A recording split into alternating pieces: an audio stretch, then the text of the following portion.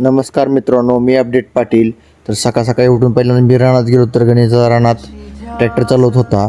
आणि पहिल्यांदा मी सांगतो की माझ्या व्हिडिओ लाईक आणि फॉर सबस्क्राईब करा. हे बघा, आपली 7 HP मोटर आहे, त्यातून खळखळून पाणी वाहत आहे. तर आजला पहिल्यांदा मक्याला पाणी लावून घेतलं.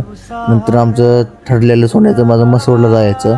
तर एक काटेदार घेतलेले आहे, ती रिटर्न देऊन जाळी लावायची आहे. ती काटेदार रिटर्न करायची आहे आणि त्या ठिकाणी जाळी घेऊन जाळी लावायची आहे. तर ते पुढच्या ब्लॉकमध्ये सांगू शकतो मी तुम्हाला.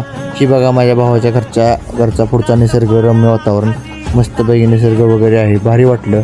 परत आम्ही पहिल्यांदा लोखंडाच्या दुकानात गेलो आणि जाळी आणि लोखंड घेतलं. ते लोखंड घेऊन आम्ही आता निघालेलो आमच्या घरी.